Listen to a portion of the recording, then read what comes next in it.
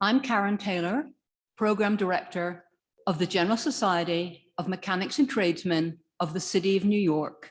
And I'd like to extend a very warm welcome to you all this evening, to our in-person audience, and of course, to our online audience. This lecture is part of our Labour, Literature and Landmark lecture series. Tonight's talk is also part of Archtober, a wonderful annual initiative to promote architecture by AIA New York. I would like to express our appreciation for help with tonight's program to Weisz, Publicity Manager for the Princeton Architectural Press and the publisher of this magnificent book, The Woman Who Changed Architecture, which is available for purchase this evening, courtesy of Joe from Books on Call. Now, I'm probably not getting this in the right angle for the online audience, but I don't, for in-person audience, if you've had a chance to browse through, it is really the most fantastic book. And what a wonderful gift for anyone who loves architecture. Presumably most people in this room. I would also like to extend our particular thanks to our moderator of tonight's panel, Julia Gamolina, and indeed to our three panelists as well, Katherine Chia, Claire Weisz, and Mabel O. Wilson. You will find examples of their work in the rotating slides, of course, not at this very moment, but if you keep watching, you will definitely see samples of their work. For those of you less familiar with the General Society, a brief introduction. The General Society of Mechanics and Tradesmen of the City of New York was founded in 1785 by the skilled craftsmen of New York City. Today, our 237-year-old non-profit organization continues to serve and improve the quality of life for the people of the City of New York through our educational and cultural programs. These include our John M. Lossman Museum upstairs, our General Society Library, which was founded in 1820, our tuition-free Mechanics Institute, and finally, our lecture series, of which, of course, tonight is part of, and that lecture series started in 1837. For our online audience, please feel free to submit typed questions throughout the lecture through the Q&A section. And of course, at the conclusion of the talk, we would ask that you use the Q&A section rather than raise your hand. For our in-person audience, we ask that you keep your questions until the end of the talk. It is such a great pleasure tonight to introduce to you Julia Gamolina, whose insightful essay, Raising the Roof, that was included in The Woman Who Changed Architecture, and introduces the section of which our three architect panelists this evening are featured in, and who will also introduce and moderate the discussion tonight. Julia Gamolina is the founder and editor-in-chief of Madame Architect, a really wonderful digital publication. I have to say, I wasn't familiar with it before, and it really is the most stunning publication, both aesthetically and indeed for its content. Basically, Madame Architect is dedicated to the built environment and to the empowerment, advancement, and visibility of women who work in it. To date, Julia has published over 350 interviews with women who advance the practice of architecture. More of her writing has been featured in Fast Company, A Woman's Thing, Metropolis Magazine, Architizer, and the Architect's Newspaper. Trained as an architect herself, Julia stays grounded in professional practice as an associate principal and business development director at NNA Architects, where she focuses on the educational, cultural, and healthcare markets. In the same vein, Julia is also a visiting assistant professor at Pratt Institute, teaching a graduate level professional practice seminar on the history and the practices of professions. It is such a pleasure to introduce to you Julia Gamolina this evening. Thank you. Thank you so much, Karen, and thank you all for coming tonight and for the Society for having us. I know Kathy, Claire, and Mabel all, and have spoken to 2 out of the 3 for Madam Architect, hopefully 3 soon. But so it's very special to have this discussion on a little bit more focused topics today. So I'll start with Katherine. Katherine Chia, FAIA, is the founding principal of Desai Chia Architecture, which she founded in 1996 with her partner and husband, Arjun Desai. Katherine grew up in New York State and Belgium, earning her Master of Architecture from MIT and Bachelor of Arts from Amherst College. Prior to founding the firm, she worked for Maya Lin on numerous art and architecture commissions. The firm has received many accolades, including numerous AIA Design Awards, American Architecture Awards, Interior Design Best of Year Awards, and an AIA Institute Honor Award. In 2018, Architect Magazine ranked Desai Chia Architecture number 19 in the nation for design. Claire Weisz, FAIA, is a founding principal of WXY Architecture and Urban Design, is globally recognized for its place-based approach to architecture, urban design, planning, and has played a vital role in design thinking around resiliency. In 2019, Fast Company named WXY one of the world's most innovative architecture firms, and Claire was awarded the Medal of Honor from AIA New York in 2018, as well as the Women in Architecture Award by Architectural Record in 2019. And finally, Mabel Wilson teaches architecture and African-American and African diaspora studies at Columbia University, where she also serves as the director of the Institute for Research in African-American Studies. With her practice studio, and she was a member of the design team that recently completed the memorial to enslaved laborers at the University of Virginia, which is especially meaningful for me because my brother is a student there.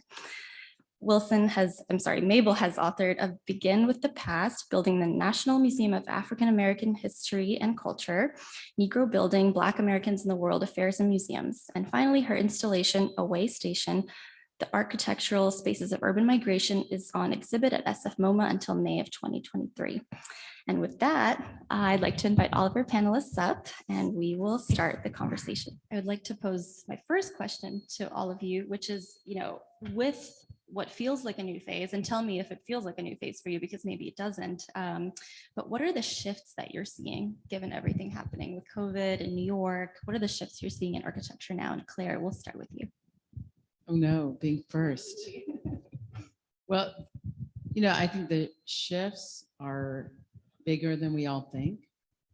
So just when we think the big shift is we have to wear masks and we have to move offices virtually and we have to connect with people who are working on projects remotely. And then we see opportunities that in fact you can, invite someone from Mozambique to lecture. You get there was these huge opportunities. I think the biggest shift right now is one of kind of lack of understanding and lack of feeling that the facts as being presented are in fact facts and real. And I think I'm really seeing that in both the practice of architecture and in teaching this term, in that there's a very fluid ground that it's very hard for people to kind of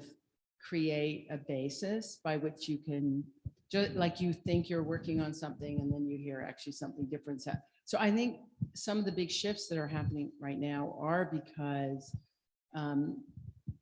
our modes of communicating are so many that it's very hard to get to authenticity, to something that can be set in stone, a project that can be finished, something where are all the community being heard? Who's being heard? So I think we're at a moment where the shifts are really remarkably big, but they're all micro and they're all shifting at the same time. That's sort of where I'm looking at it.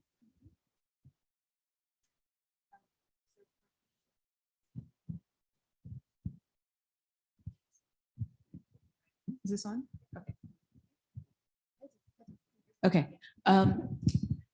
I guess so for me, I've noticed just different modes of collaboration, and our office went remote in March of 2020, and then we came back to the office in December of this past year. And the team really suffered, I think, from not being in person and not collaborating in person. And they asked to come back in person. So July of last year, my office was saying, we really want to be in person. We don't want to be remote anymore. And I was not ready. I was like, wait a minute, I think we should wait a little bit longer. But then December, we came back and I offered hybrid and they said, no, we don't want to be hybrid. We really want to have the opportunity to just come in and work. So I noticed that for those members of our team, consultants, contractors, who wanted the opportunity to work through Zoom and hybrid, we were able to do that, which was really nice. We had to work and collaborate in a different way with all the Zoom annotate methods and all those crazy ways of trying to just show things on a screen instead of sketching it in person. And I think it taught us to be really nimble. And so we had to be nimble in terms of the way we think about communication, the way we think about collaboration. And it just forced a different way of thinking. I think with clients, it also gave us a different way to collaborate. So I had several clients call us during the pandemic, hire us, and I didn't meet them for 6 months, 9 months. And it was funny because I'd show up to some site meeting in Michigan, and the person who I thought was tall was actually short, and the person who was short was actually tall. And they looked at me like, oh, that's what you look like from like the chest down. So, again, it was one of these things where you learn to adapt, and I guess humans do adapt, but we had to do it so quickly. And I think now is the moment where we're reflecting back on what we had to go through and saying, okay, now that we have these great tools, how do we use them for even more good?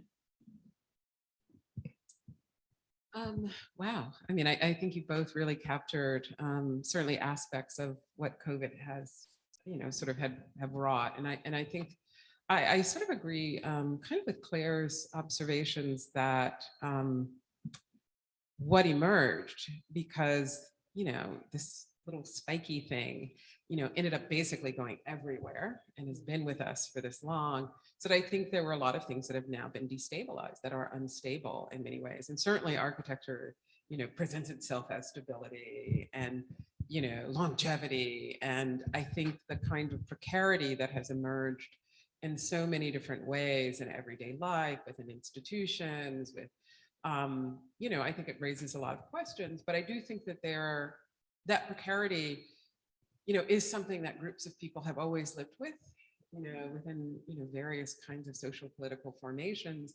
And sometimes uncertainty can also be sites of possibilities, right? And so I think one of the things that certainly my experience with students, they're thinking about, and they have to because of their generational position, like what is now possible in the world in which it is, because that's what they see ahead of them. That's what is most familiar to them, particularly as young adults. There we go. Thank you all so much. So I do want to touch on the book, and it's a wonderful book. It's one of the most, if not the most comprehensive collection of architects that are women in kind of one compendium. And the way that the chapters were made, for those that don't know, is it's by generation. So some of the earliest pioneers, of just women's impact on the profession to more like recent up and coming architects today. And what's really special is, again, all three of you were in my chapter that I wrote the introduction for. And so the three of you really came of age in the industry as the internet was being introduced, which is so crazy for me to even say that now, like the internet being introduced, right? But multiple recessions, man-made natural disasters, we're here in New York City, you practice in New York City, 9/11 was, completely monstrous, and as well as natural disasters, obviously now the pandemic. So the amount, the shifts that we're talking about, I mean, you've seen so many and so many different ones as you've come of age in the industry, as you've practiced. So talk about how that affects the way that you design and, the way you think about your firm and, oh my goodness, and the way you think about architecture. You this time. Yeah, I mean, I would say it's interesting generationally because I started I have an undergraduate degree in architecture from the University of Virginia. Oh, wow, who's out there?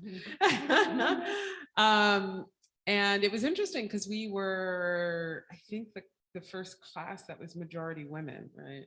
So this is in the beginnings of the 80s, right? So there was clearly, a kind of wave or shift that was happening, I think, within my generation, certainly within education.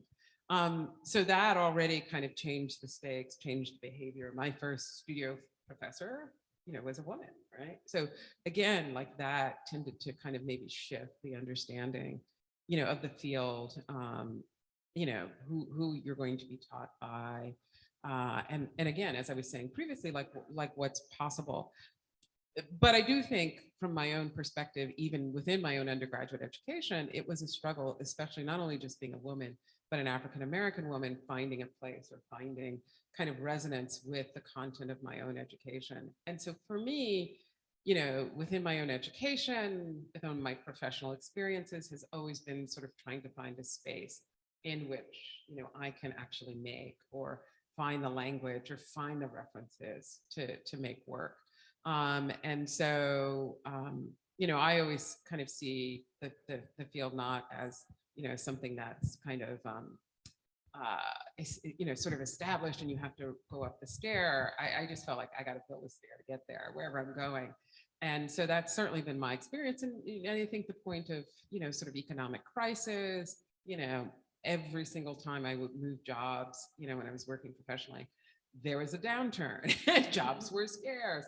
I became an academic because when I finished my grad degree in 91, there were no jobs, especially in New York City. So almost all of my class out of Columbia, we are all academics. So, the choices and the ways in which one moved were certainly in the 80s and 90s, I think, shaped by certain kinds of economic crises.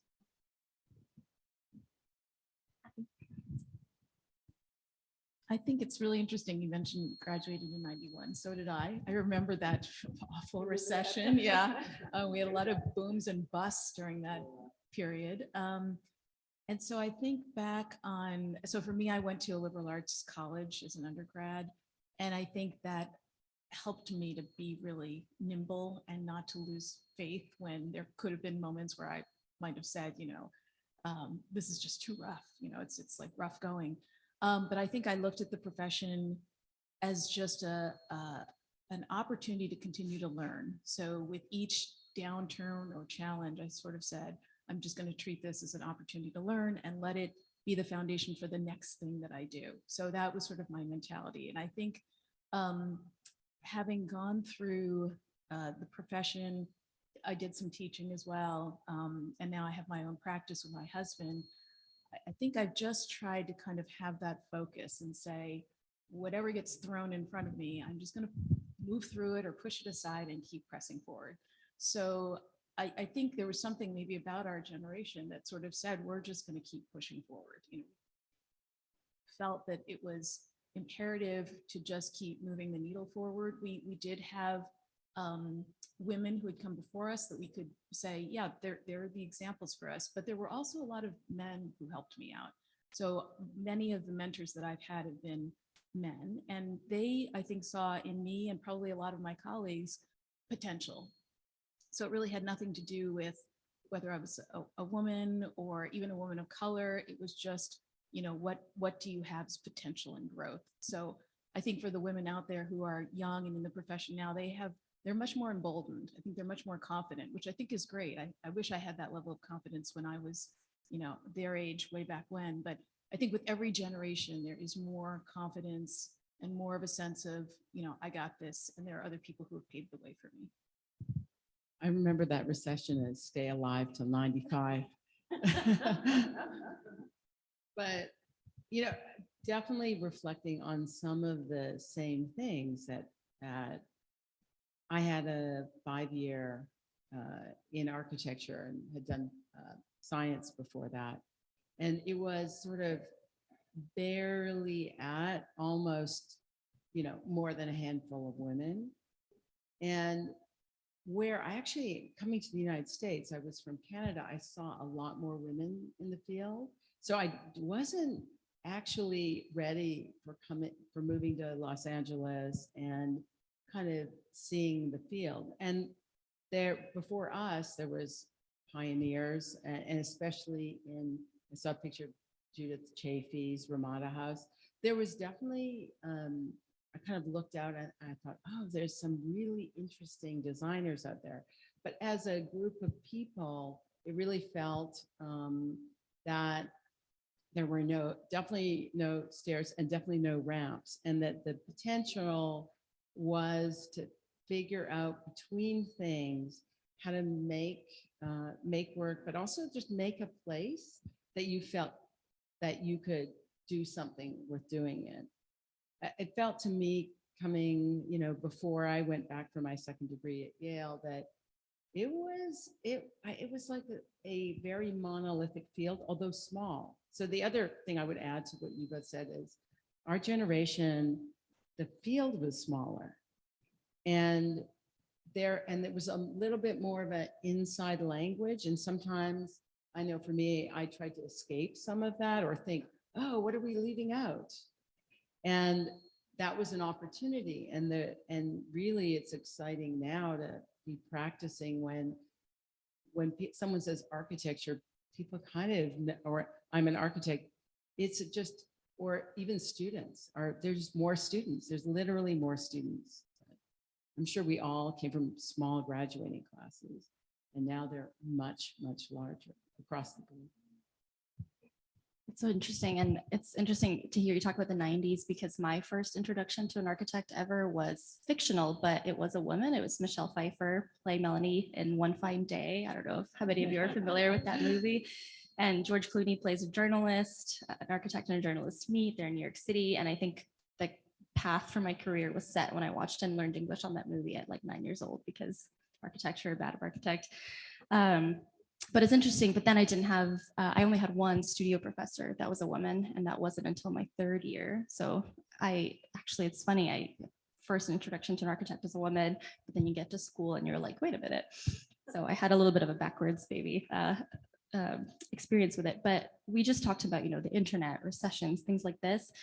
In recent years, we've seen Me Too, right? And Madam Architect actually launched in January of 2018, a few months before the Richard Myers stories, all of this. And then in the summer of 2020, of course, we saw Black Lives Matter. So things like this, really social movements that I think had, profound effects on the industry and on the world. How have these recent movements affected the way you practice? And I don't mean that or teach, and I don't mean that in terms of like people and the people you bring into your orbit and who you advance and all that, but also how does it affect the way that you design and the design decisions you make and the decisions you make for architecture, these social movements? Maybe Kathy, will start with you this time, and then we'll go to Mabel and then Claire. Well, I think for me and for my practice, sort of broadening the notion of welcoming people and creating welcoming environments. So I think inclusion is a really important part of this discussion. I think, giving people not only safe places to be, but safe places to express themselves, and trying to use architecture as a way to help people feel confident about being who they are. So I think that's just sort of broadly how I've been thinking about it.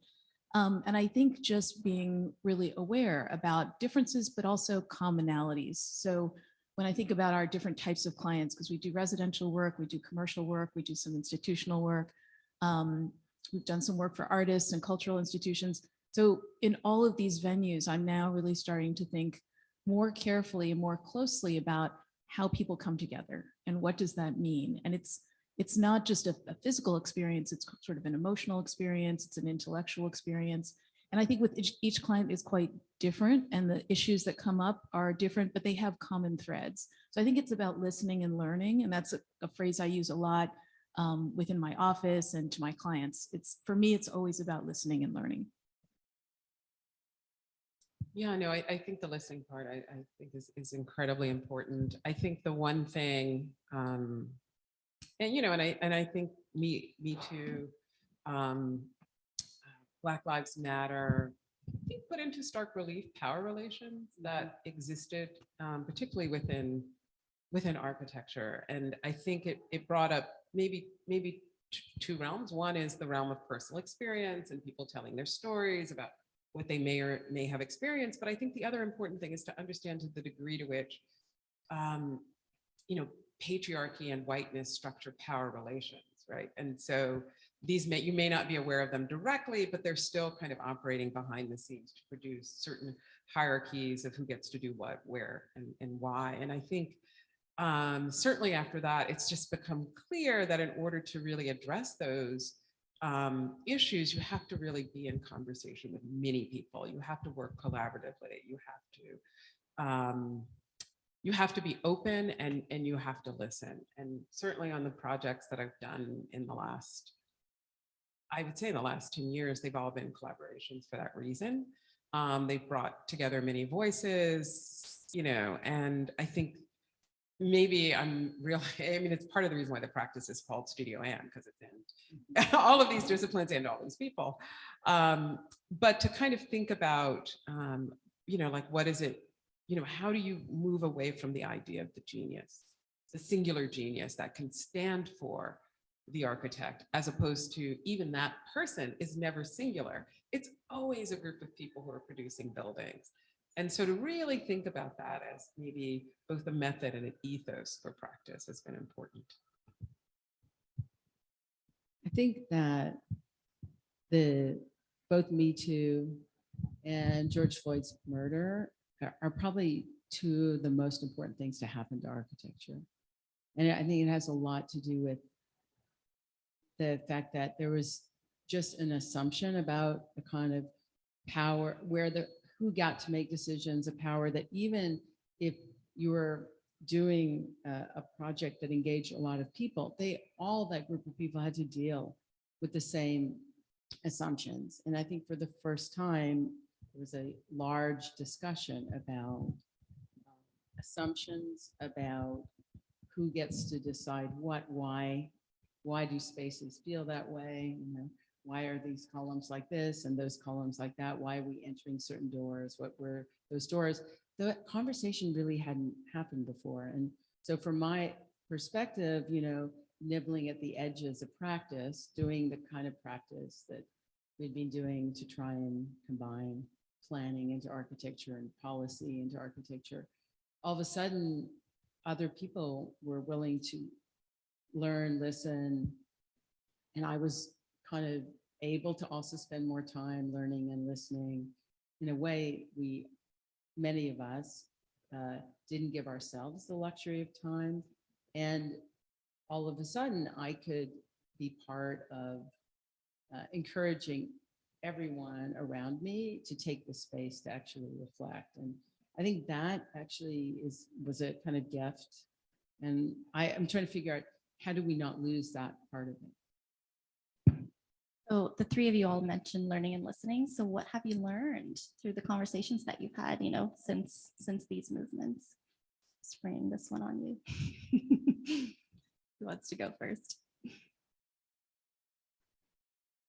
Well, I guess I'll start. I guess in terms of what have I learned? I think I'm still absorbing a lot because everything that has happened with those two movements in particular, but others, it's you try and look at the world globally and sort of understand these issues on a global level. And then I also try to think about, what does it mean on the day-to-day level? What does it mean in terms of my individual connection to people and being open to other people? So I guess I'm trying to learn to kind of not only see the issues in the big framework, but also how can I connect each day with somebody where I'm showing them an opportunity to communicate and to get to know me and vice versa. So, and I'll give you an example, maybe some of you can relate to this. So when I'm working on a project and we're in construction and I go to a job site, I really try to think about who is building this project for me. Who are the hands, because my project is only as good as the people who actually build it. So I really try to take the time to talk to the subcontractors or the assistant to the electrician and say, hey, what's going on? What are you working on? Explain to me what's going on here. I want to learn from them, but I also want them to understand a part of me too, what I'm thinking about in terms of why I designed something in a particular way, or our goal with the client, or what the client is hoping for and aspiring to. So through that, a conversation emerges. And then I can start to talk a bit more about somebody's background or somebody's interests or what they're doing on the weekend. And I know it sounds maybe a little bit silly or even small, but I feel like those small interpersonal connections can build bridges that then help these kind of larger issues. So I try to think a bit about it at both scales. Yeah, I mean, I maybe want to dovetail on that because I feel like, you know, what's been useful, you know, is for people to just say, well, I don't know. And I think the pressure, particularly on architects, is I'm the expert, I know it all. My job is to get you to where you want to be, right? And I think sometimes it's okay to say, I don't know, and I have to learn about it. And one of the projects I've worked on in the last 10 years is an advocacy project called Who Builds Your Architecture? Asking architects to connect exactly with that point about who are your drawings communicating? Who is that labor out in the field? Who's building that work? And that came out of a protest, Gulf labor, around the exploitation of workers in Abu Dhabi. And we noticed my colleague of mine, Kadambari Bakshi-Barnard, noticed there were no architects who signed this petition. And why? And so we just posed a question and we just kept asking it. And it just snowballed into this huge project. And we did there's a publication on this, a critical field guide we put together. And the nice thing about that was that we thought, okay, we have to ask this question of the field, but how would that impact the next generation? And it turns out a lot of people use it in their professional practice classes around the kind of not world. They use that book to say, this is one way to think about exactly that question of who's making your work, what kinds of questions, what do you need to be aware of? And I think it's okay to say, I don't know. I'm taking note of that for my professional practice class. Yeah. Okay.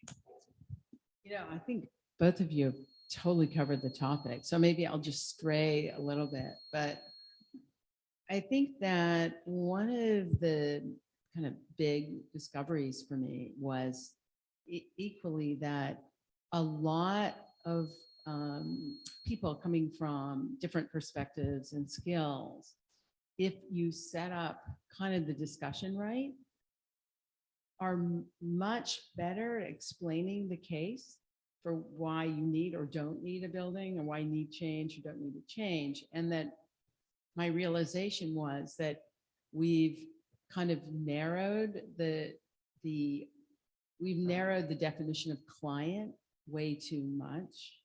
And that if kind of, when I look for chances for things, what I'm always looking for is to kind of create more desire from anyone else to be both the architect and the client, even though I realize we're supposed to be protecting our profession by licensure and everything else. But I'm finding more and more that the tools that we have out there, but also the concerns of climate crisis and everything else, are actually more and more people are like, maybe I have to compost, maybe I have to do these things. And people are thinking the way architects think. And we have to maybe be not only way more open to that, but just have kind of accept that the processes we do may be needed on things beyond, building, because other people, I think, are thinking that way. And then it's sort of like, it's been hitting me a lot in various situations, both with students, but in, kind of meetings about even projects that topic is not taking up. People will say, where's this? We demolished this, where's it going? And so I think that was a surprise that despite everything else, there's an undercurrent of everyone wants to know how things work. And some people really know how things work and other people don't. But if you don't know how something works, right now you can go on YouTube and you can know exactly how to change a bike tire, fix it. So if that's the case, what do we all think about architecture? I think it relates maybe to Mabel's project, but I think it's really writ large right now. It's a kind of surprise, like, oh my God, everyone wants to know how things work. Well, speaking of that, and also Mabel, you mentioned that, this idea of the genius and actually taking so many people to put a building together and forget about the architectural team. We touched on the contractors, the laborers, all kinds of consultants, engineers. And to that point, we're hosted very generously here by the General Society of Mechanics and Tradesmen, and many tradeswomen too, I'm sure. And so I love to hear the three of you talk about craft and how craft has evolved with your careers and the making of architecture, given everything that we've talked about before. Craft, construction, the relationship of architect contractor. I would love to hear all the thoughts. Claire, maybe we'll start on that end this time. Well, I think when I was younger, I was really obsessed by clothes and thought I would want to be a fashion designer. And I still feel like I had the that. same. Like I would draw. And I feel like I still, in a way, respond to when you have the opportunity to create a detail. It's about how do I make this look last, and as it ages, still really look good. You know how like clothes change and they get worn in, and yet patterns, how things get cut. And so when every time you have an opportunity to not just like assume something will get made a certain way, which is really everything about architecture, is you actually can't assume that anymore.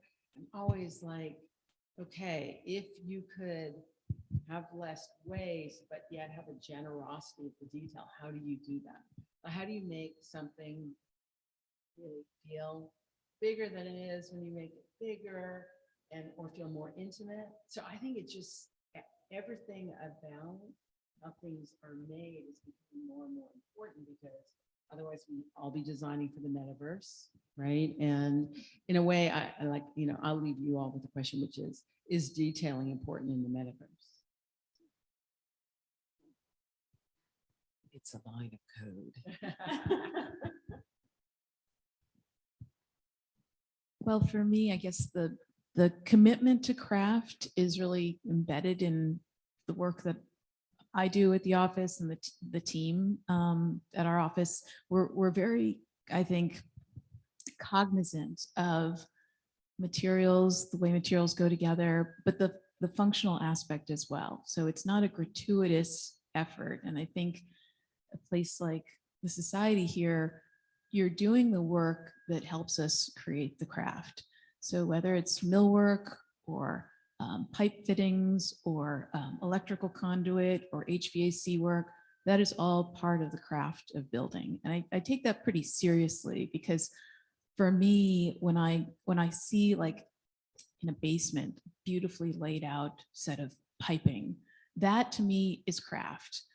When we are doing a project where we're working in an industrial building and all the guts of the HVAC are hanging out, but it's hung beautifully and all the fittings are perfectly aligned, and somebody really thought through the size of the ductwork and the alignment of grills, that's craft, as much as a beautiful bookcase or a beautiful structural detail.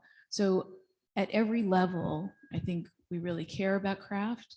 And I am always asking questions of the artisans and the mill workers and the craftspeople and the subcontractors who are on the job site, because I'm always learning new ways of thinking about the connections and the details.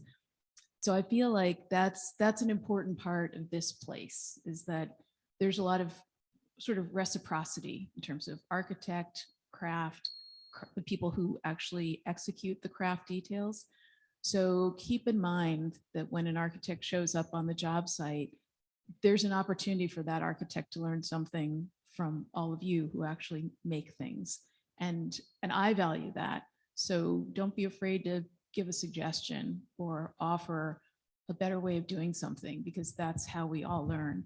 I think when architects do their drawings, it's not something that's set in stone. It's often something that can start a conversation. It's a design intent, but it's meant to, I think, offer up this opportunity for the people who are making to actually be engaged in a discussion about how to make something better. I'll just maybe add something that maybe goes back to somewhat of the first questions. That for me, actually, it was not in my education that I learned about craft. I have an undergraduate degree. in architecture, and then I have a graduate degree in architecture, and that question of materiality in making was vexingly absent, even though I think it was perhaps the way that I actually do think about. And I think there's a way in which architecture always functions in a very abstract realm, because actually what we make are drawings that tell other people, right, what to do. And that realm of the drawing it's an abstract realm. It's literally a contract.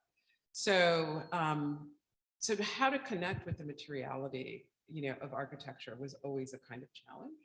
And the place that I learned that was a firm that was run by Leslie Gill, who's my colleague at Columbia, and Karen Bausman. And that practice, run by two women, was really the place where I learned that value of like how something goes together, how you design around materiality, how you think about somebody's putting together, aspects of it. And, it was amazing to then start to work from that perspective, as opposed to a much abstract realm of design. And then the materiality comes second.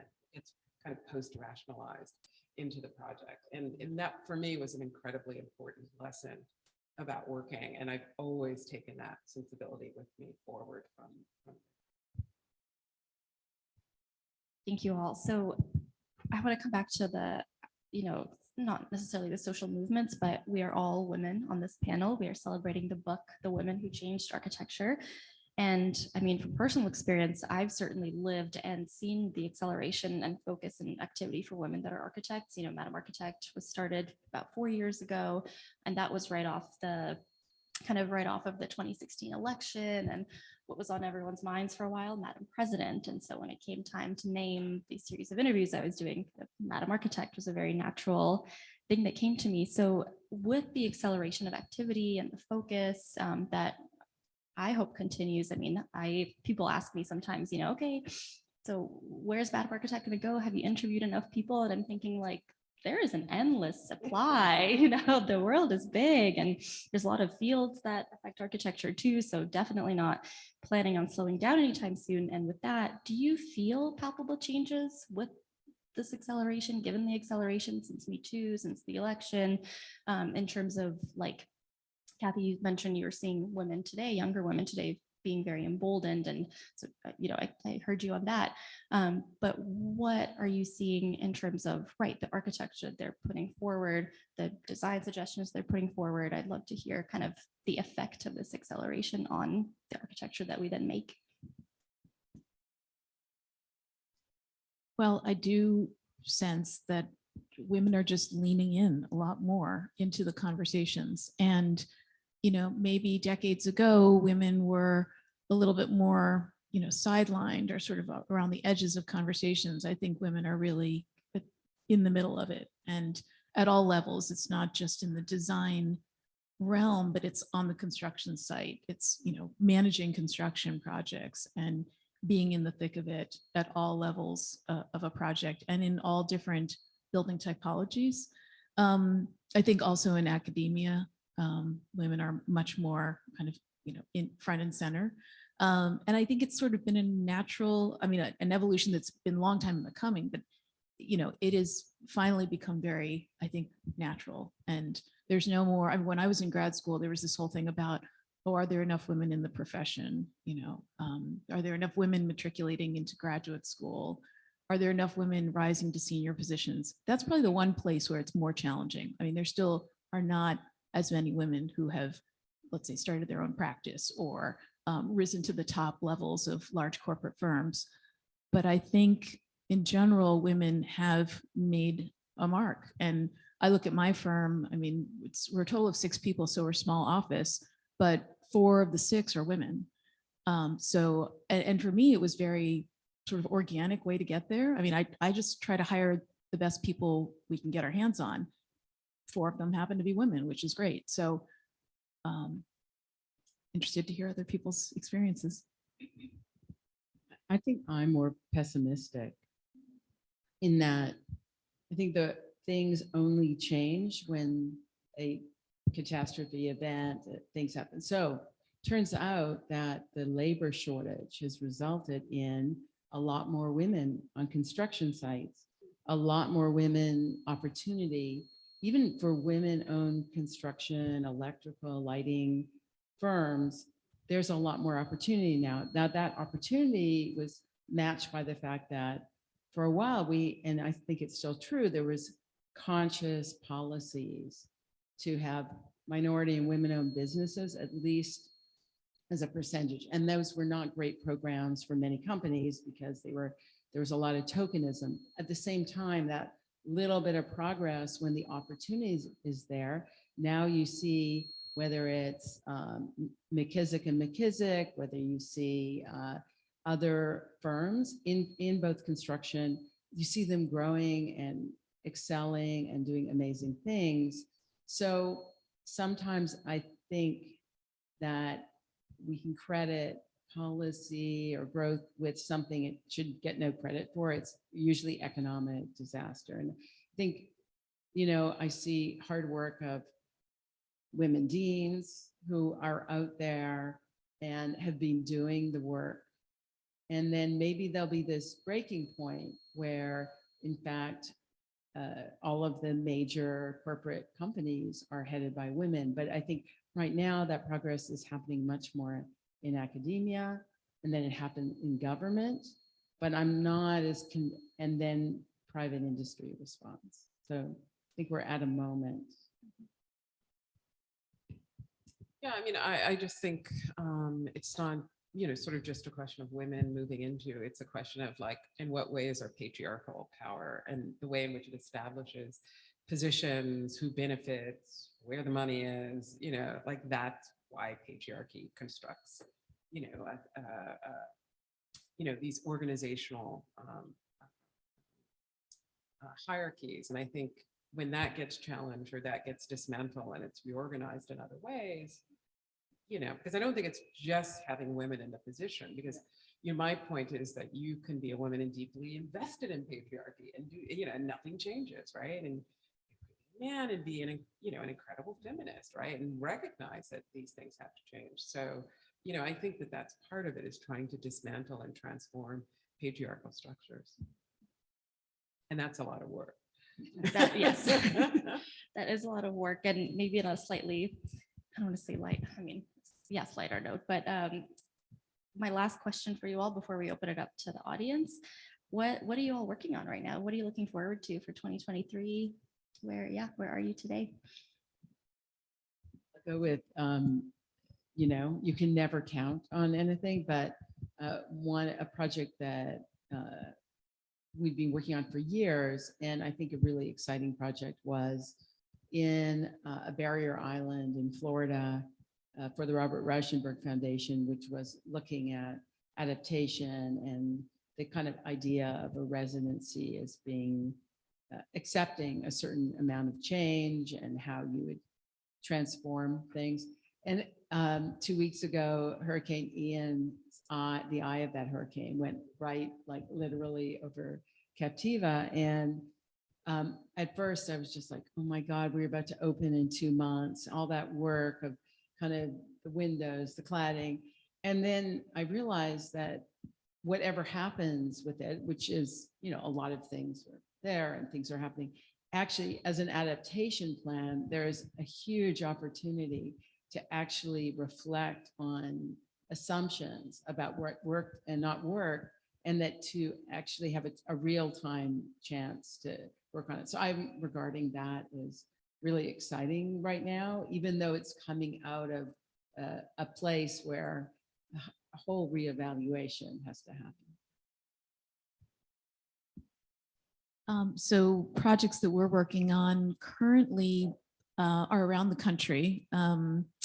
And many of them are single family homes. So we do a lot of residential work. And each client is really different and interesting, and they have interesting sites, challenging, but we are really starting to push hard towards putting a lot of effort into sustainability. So we have one client who has decided they do not want to be connected to the grid at all. So they are not bringing power up to their house site. And we are committed to, making sure that they don't need to.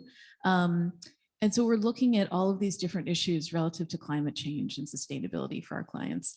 We're also doing some institutional work.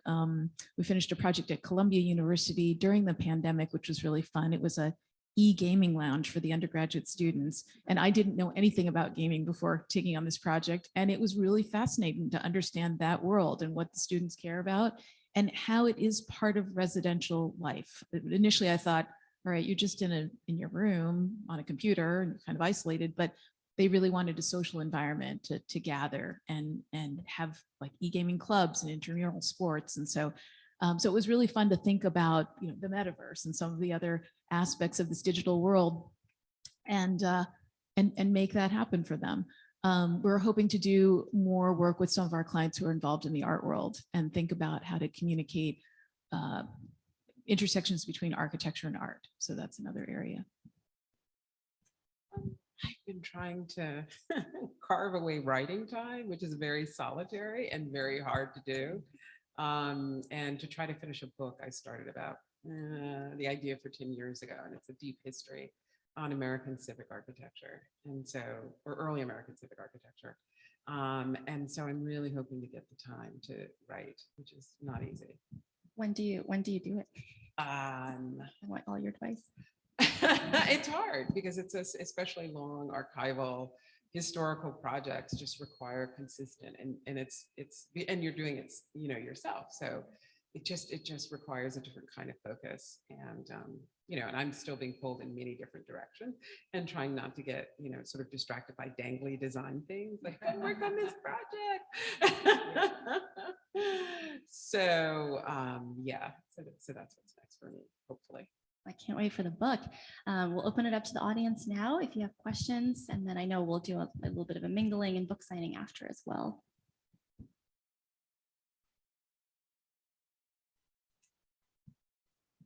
Thank you all so very much. You are 4 women who are changing architecture, and we're so grateful for you sharing your eloquence and perspective tonight. I want to also go back to the book.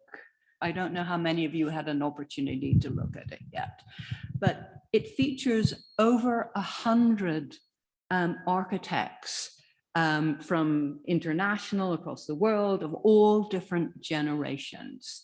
And there's like profiles of them all. So I just want to really warmly recommend this book. But I also want to take this opportunity to ask each of our panelists who in this book is a woman architect who means something to you and why. My God, so many of the women in the book, I really not only admire, but I'm just interested, especially the ones still practicing their work. But I did mention Judith Chafee, and she, when I was just graduated and I, you know, stay alive till 95, I got a chance to go to Arizona on like a tour. Someone invited me to go with them. And we went to the Ramada House. And I'd never heard of an architect called Judith Chafee. And, you know, I'd gone to France and seen Le Corbusier's work, and I'd gone and seen Frank Lloyd Wright houses. And this house blew me away. It was both kind of deep shade, amazing space, sustainable, but it was about a different way of living. It was a house that she designed in a way that was about living almost outside and having a very like public life and private life. It was like literally it's a house with a giant canopy over it. And so many other architects have done kind of their version of this house. And I realized she did this in maybe 1962 or something, maybe earlier. It was kind of a first of its kind, but it was like a secret. And that really affected me, that there could be someone that did this strong a project. Apparently everyone knew about her at the time, and then her story was buried. And I think that had a big effect on me, realizing that I could have such a strong reaction to someone's work. This house did affect a number of projects, mostly public projects for comfort stations and stuff that I designed after. But like really, the lead was Bear. I mean, no one knew anything about her until a book came out reasonably recently. I still think that, you know, many women like her, no one has a clue about. Well, I mean, I'm in awe of all the women in the book, including my fellow panelists here, because we've all done interesting work. And I've learned from each one of them in terms of not only the built work, but how they approach it and some of the backstory. You know, when you hear like what it takes to actually get a project done or what it takes to actually bring together that idea and rally people around it and move it forward. I mean, there's a whole process involved that I just really admire for each one of the colleagues who are in the book and the people who came before us. But there are three women in particular in the book who I'm really grateful to. Jill Lerner of Kohn Pedersen Fox, Susie Rodriguez, who was a partner at Ennead and now has her own firm, and Maya Lin. So each one of these women has mentored me in a different way. And I'm really grateful for that mentorship, the ability to bounce ideas off of them, ask for guidance and insight and learn from their wisdom. I worked for Maya Lin for about 3 years doing art and architecture, which was a wonderful experience for me. I was a fine arts major as an undergrad, then went to architecture school. So working for her was sort of this great hybrid of those two interests. And she really had a big influence in terms of the way I think about architecture. And I remember she once said to me, what is your vision? What is your vision that you want to take forward, and think about how you want to cultivate that. So I think just, you know, I think guiding points like that have helped me to think through my career and steps I want to take and things I really care about. Yeah, I mean, I would say I'm not going to pick anyone in particular, but I think that the cross sections through the books, I think you'll just find many different definitions of architect, right? And what does it mean to build, and ways in which what that meaning might be was just being redefined by the various ways in which women were practicing at the moment in which they were practicing. And I think, you know, if anything, it's really a model, you know, for what you can do, what you know how you can craft a different practice than ones that perhaps have preceded. And I think in that, I just think it's an invaluable compendium of, you know, both accomplishments and what's possible. Yeah, for me, I had the privilege of choosing 3 women from the book to recommend for tonight, and all of you said yes, so here they are. But I just what Mabel said also is that I think architecture is often seen as a very niche industry and a very niche, you know, focus, and you know, we talk so much about architects talking to each other about their work and about a certain way of looking at the world. But really, I think through this book, and I have to say through Madam Architect, because the mission of Madam Architect is very much of the mission of the book, is that there are just so many people who focus on so many different things within architecture that no matter what your professional focus is, no matter what your personal interests are, no matter if you're an architect or not, you will find someone whose work really speaks to you and the things that they're talking about that really speak to you. So I think, you know, hopefully this is another vehicle in Madam Architect to not only to highlight more people advancing the profession, but also to expand just the profession as an interest, and architects and architecture as an interest to the general public. So I love the book. Thank you for the answer to that question. We can take a couple more questions.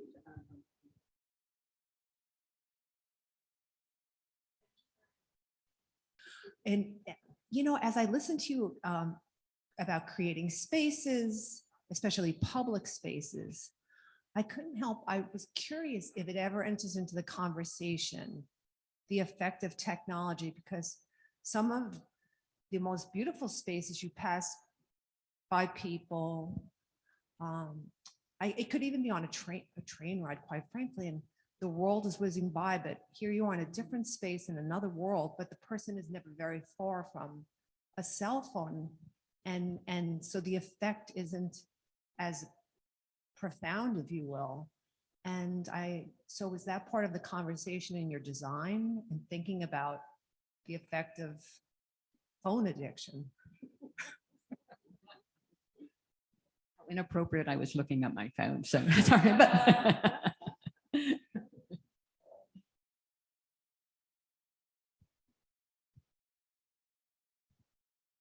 You know, it's so interesting. There's different aspects to that, which is there's very much, I think, what public spaces and what architecture tries to do is give you places where people can be comfortable alone, but also encourages social interaction. You know, whether it's a town square, whether it's a park, whether it's a fantastic pavilion, whether it's, you know, kind of a pier, right? Or at the High Line or anything, is that there's a lot more alone. There's a lot more people alone than probably there was historically. And probably people were distracted historically also. You know, like I always look at people crossing crosswalks and worry about them on their phones because I keep thinking someone is going to hit them bicycle or whatever. But I think the opportunity, like that's sort of the challenge right now, which is, will physical space become irrelevant? And I don't think it's just because people are on phones. It's just a symptom. I think the real issue is, can you really do architecture just for one person? Like, and then what's the whole world like if you're only designing for one person in a space? So I think it's a really interesting moment in time now where our phones connect us and our computers connect us to a world where you don't really, some people don't actually have to go outside. I guess with COVID, we found out you have to go outside because otherwise you're going to get sicker. So at least going outside is connects people. And even from, and then I'll pass it to someone, even from a creativity perspective, the greatest creativity, I mean, if it's going to be an original thought, quite frankly, it's not when something's, you know, when you're interacting with your phone, it's that silence is, I'm a native New Yorker. I do a lot when I'm walking, and it's just the quiet. It's really important for your development. It's really critical to have that time. So, but thank you.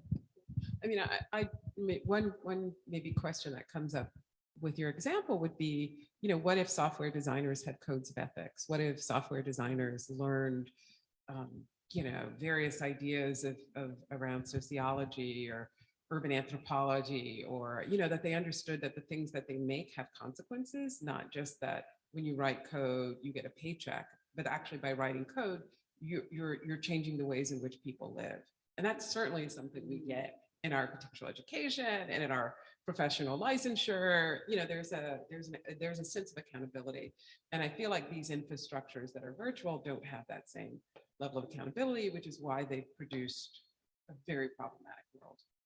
I always think, God, what if Zuckerberg had finished Harvard? Actually taken an ethics course. we'll take three more questions. I have a kind of a strange question. I noticed when you started talking about architecture school that it's very interesting. This is in the Society of Mechanics, and architecture, as you probably know, is a profession that officially is about 100 years old, more or less. And before that, you actually went to drafting school, which probably the Mechanics Society was the place you actually went to do it in New York City. So I wondered if you could share some of the history and tell us how many women actually went through the system here, if indeed they did, because I think this was the place you went in the olden days of license. Before you could go to school and take an exam, you went through their apprenticeship and you started it actually here. That is very true. And I'm going to let our executive director answer that question, but I'm going to take the two other questions we have, and then we'll finish with if Victoria would like to say something about that. Okay.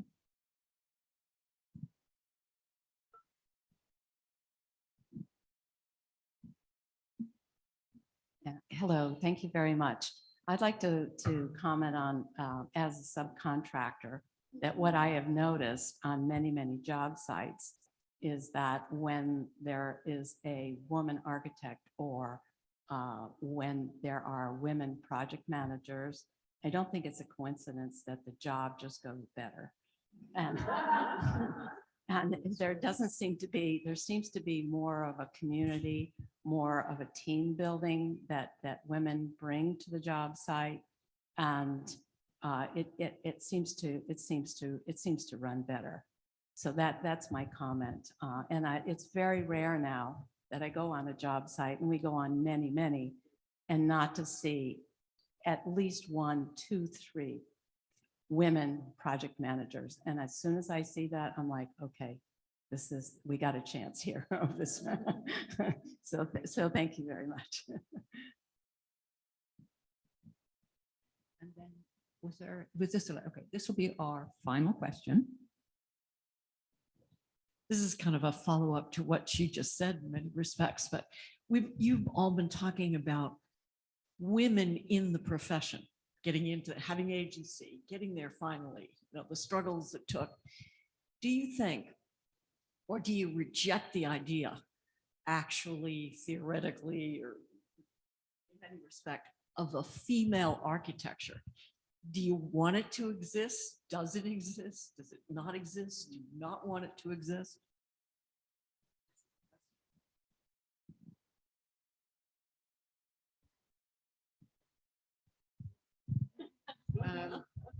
I would go with the woman who's a subcontractor. That I think that from kind of how, and again, this is not a blanket, but many women have had to cope with a lot of different circumstances, and they are much better at managing a process. And ultimately, architecture, maybe this is going back to what Mabel was talking about. Architecture is not a singular act, and so therefore it takes many people, a lot of different times. It takes the management of complexity. And I think it does turn out, in the military, I think has found this out too, about people who manage processes, is that combination of creative insight. Architects are probably one of the few fields that actually they are supposed to do something with a blank page, although we know there's no blank pages, and organize people around it to change things.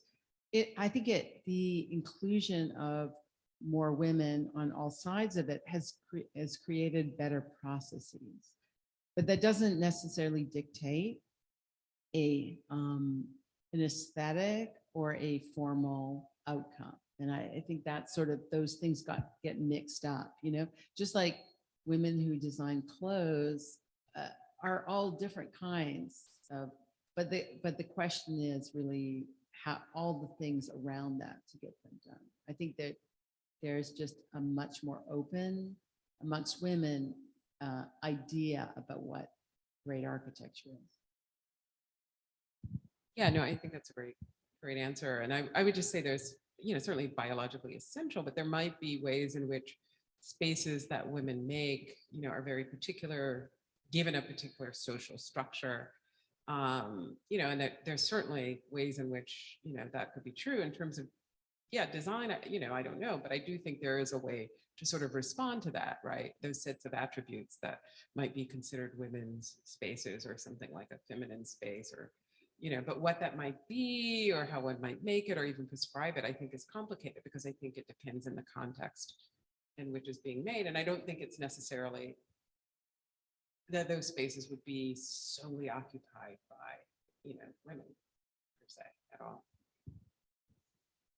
So I suppose in the work that I do, and I'm sure it's for my colleagues as well, there's a bit of us in every project that we do. It's just the nature of the creative process. You're going to bring to the table your past experiences, your background, your education, experiences that you had yesterday, experiences that you had 5 years ago, and you're going to pull together the experiences of your clients, your colleagues, the community that you're building in, the context, So it's multi-layered. So at the end of the day, I think my aspiration is that the architecture that I'm designing is for everyone, and that it's not reflective of any one specific thing, but it's really an amalgamation of a lot of the best of many things.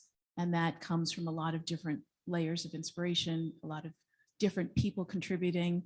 So at the end of the day, it's, you know, it's greater than just me. It's greater than just my gender. It's greater than just, you know, one singular thing. And that's what makes architecture so challenging, but also so fun.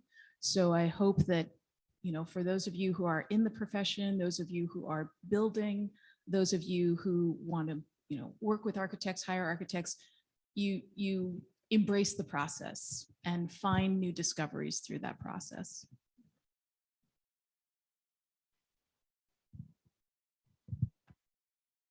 My goodness, what a good note to conclude on tonight. So I want to express our appreciation again to our wonderful panel.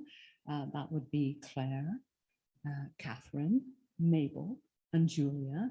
We are so grateful to you for contributing your expertise and indeed your perspective. And to say a few words and to address partly the question that we were asked earlier, I'm so pleased to introduce Victoria Dengel, our Executive Director. Thank you. Thank you. Thank you to everyone. And you were talking about when female architects, what was your question specifically, please?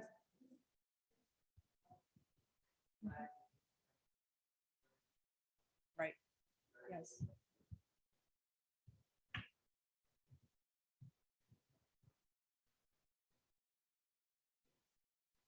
Women did. It took a long time for them to finally be here, but now they are, and it's a beautiful thing. So, you know, it's funny, ladies, that was wonderful. And I got into so many deep thoughts throughout all of your talking. And one thing I was thinking was how even transcending being a woman, it's never been a better time to be the kind of worker, male or female, but a woman can stand out doubly so by being it always stays the same. Your work ethic, your willingness to see things through, not talk in your own interest, to be there to say, well, I once had someone say to me, what would you prefer? And I was like, the line should have been set to music, because I said, that sounded great. You know, and I was grateful that someone said, what would you prefer? You know, because so often we're encouraged, you know, to, you know, be aggressive. There's beauty in softness and determination. There's beauty, the real testament, the real thing is the product. It really is. That's all it comes down to. And to be good to work with, to be a good team player, male or female, you know, and especially in this work environment where people have, I would say, almost demands. Just be the person, be that great employee, and the world is yours, because you're going to stand out for great eye contact. I always tell our students, and I'll tell you about them in a second, our mechanics and tradesmen who come here, the students are upstairs now, plumbing, electrical, HVAC, construction project management. I say, you know how to stand out, have good eye contact, put your phone away and listen, and you will look very original. You'll be a star, because people can't believe when somebody looks at you with two eyes and they'll say, I'm going to consider you. And I'm telling you, because you speak to a lot of people, people are remarking on politeness and just human interaction. So for everybody out there who's starting mid-career, end of your career, every day counts. And so that's what I want to say about that. And Katherine, you said something about talking to subcontractors. You know, gratitude's a really important part of life. When you think about turning on the water, turning our electric lights on. Somebody's at the Croton Dam long before you get up to make that water flow. Your life will be so much happier if you think of what's produced in a building, the masonry, who put up your walls, because it's people on the labor force. And you know what I'm really proud to say? That even just last night, Karen and I, these men and women are, and it's a lot of men are up at 4:30 in the morning, but they're coming to class at night and they're cheerful. They're excited to be here, where they came from another country. We have one student who's a physicist from the Ukraine. He gave up everything. He's plumbing. It's the happiest attitude up in that classroom. He's here tonight. They're beautiful, inspiring stories. Look to be inspired, not injured, but look, there's so much out there that's good. And that's just some of the things that were going through my head. Thank you for provoking those thoughts and for making it such a great night. Thank you to our audience.